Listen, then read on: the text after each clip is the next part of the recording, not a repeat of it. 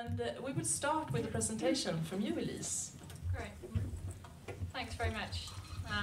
I guess the advantage of being the only non-Swedish speaker here is I can pretend that I didn't understand the first presentation in certain terms of the debate myself, even though I did have an excellent translator next to me. I think to start off, perhaps it's important for us to reflect about why are we all here in this room and why does the External Action Service actually matter. It's something that I feel I have to spend a lot of time explaining why we should bother engaging with something that sounds quite technical and bureaucratic. It sounds like we're talking about organograms or fighting between institutions, and we're forgetting the important, which is about how do we help people in developing countries. And I think for me, the best way of demonstrating this is perhaps taking an example and to make it a little bit more tangible. I'm going to take the example of Somalia, which is a priority country for the European Union.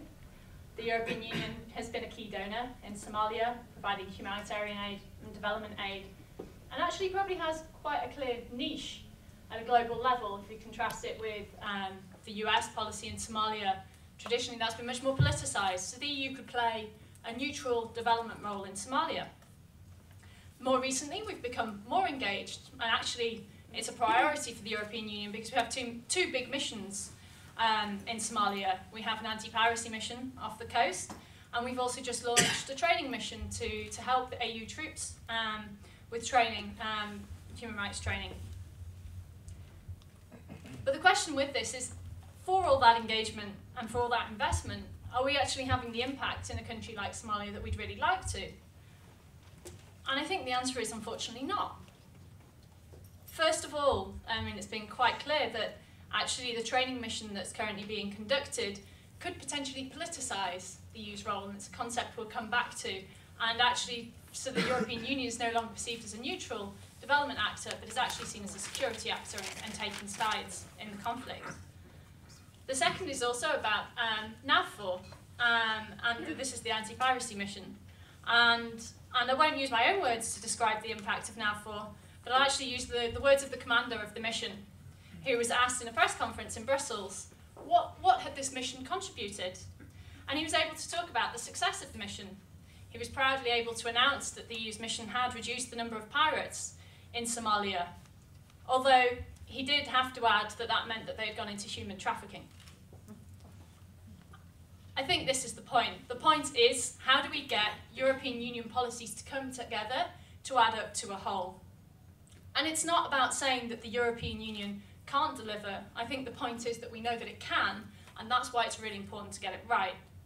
At the same press conference, the European Commission announced that thanks to development aid projects and capacity building that it had been conducting the meat production sector in Somalia, an export ban had been lifted, and now meat exports were going to be possible to Saudi Arabia, immediately boosting the economic prospects for all of the Somali workers in that sector. So it is possible, and I think the Minister talked very strongly about the potential of the European Union to bring competencies together, to have a coherent and comprehensive approach to development, particularly when we bear in mind that it provides over 50% of aid globally. So what we're talking about here is how do we get that system right? And I would actually completely agree with the Minister and the two principles that he raised that are going to be key to getting that right. And they're the principles that are in the Lisbon Treaty. The first principle is the focus of development should be poverty reduction. It's clear, it's in the treaty. How do we make that happen within the new system? And that's the first point I'd like to look at. And the second, policy coherence for development. The Minister raised it. It's key. It's about how do we get the external impacts of all of the EU policies to ensure they don't undermine development objectives, but also where possible so they can actually reinforce them. And again, this is the treaty. This is the Lisbon Treaty. So it's about how do we make it happen through the structures.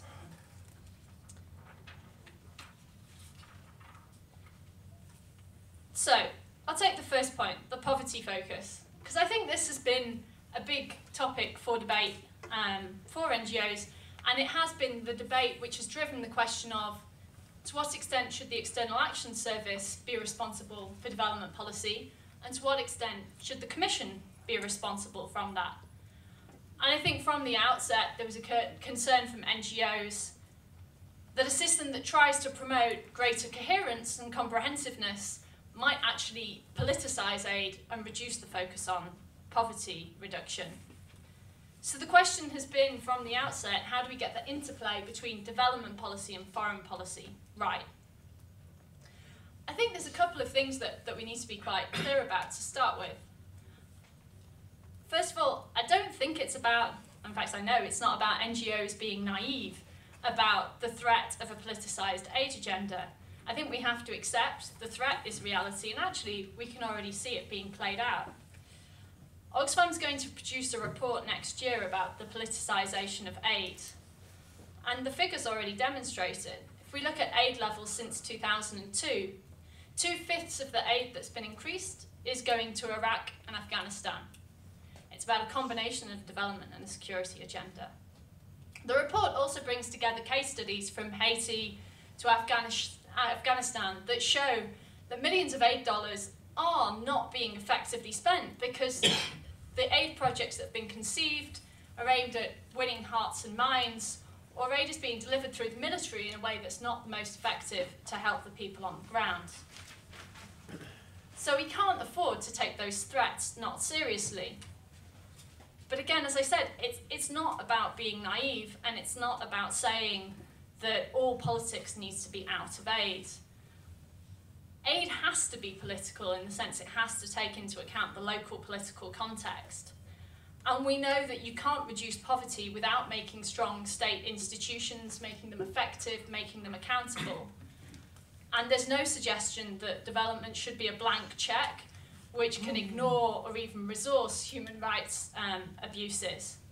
So I think the question is not either or, but the right mix. And the agreement that the Minister referred to, in which the External Action Service has a strategic role and an oversight at a country strategy level, but the Commission has a clear role for the implementation and the actual development policies, feels like the right mix. And it's seen as a victory by many people. But I wouldn't like to give the sense that the game is over. The game is very much still on.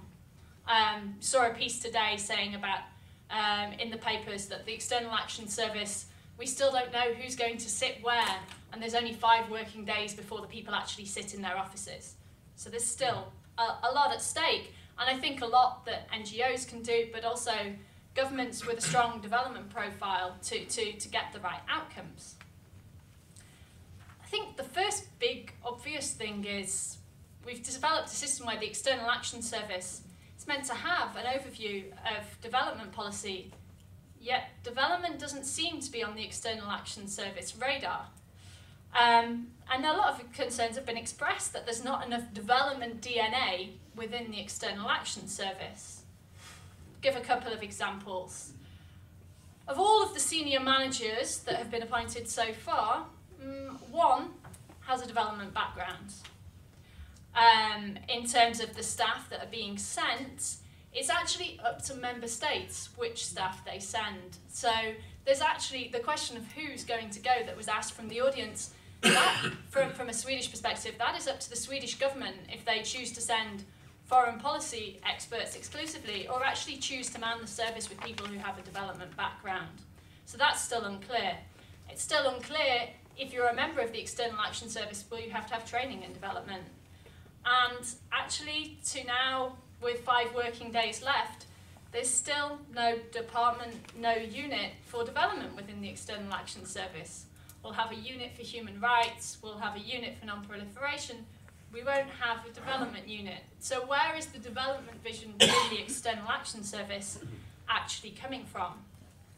And I think the point here is, it's a point of ambition. If the External Action Service, the EU's diplomatic service, wants to provide a comprehensive 21st century approach to external relations, it will need to have that sort of expertise in its service.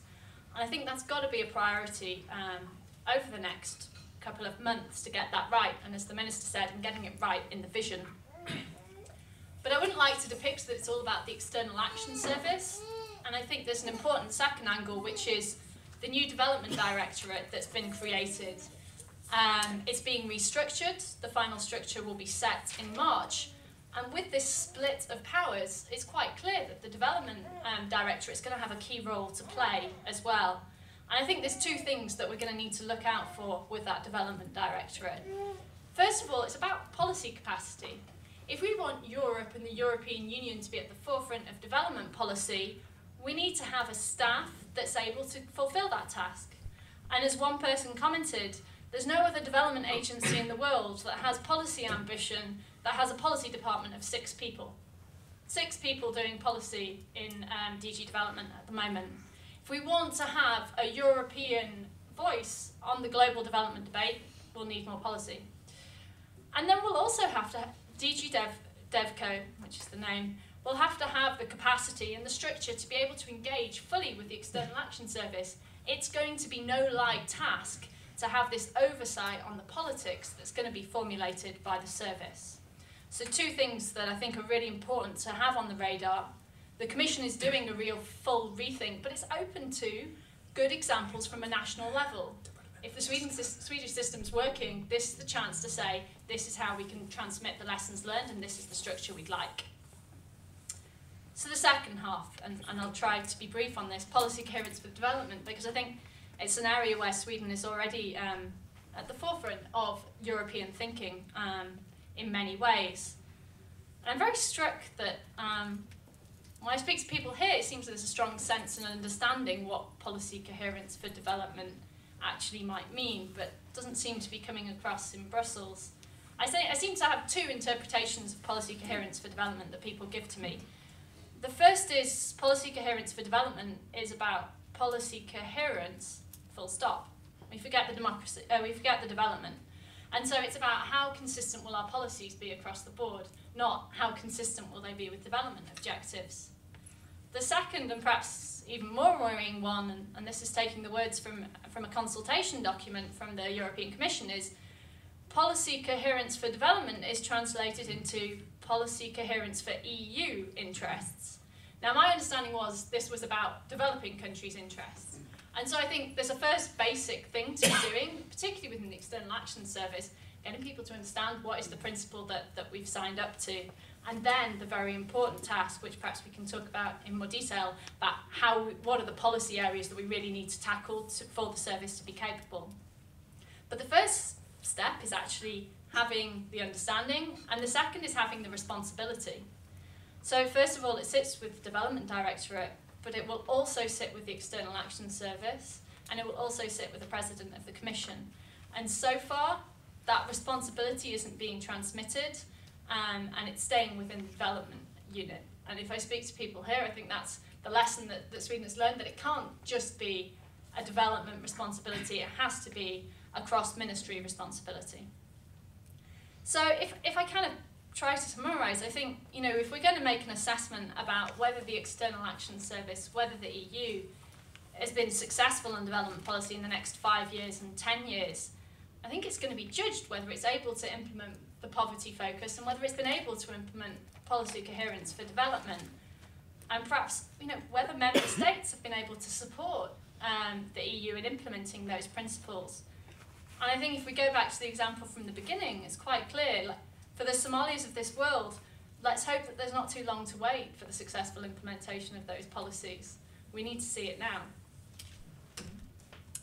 Thank you very much. We will have possibilities for questions and a dialogue later on.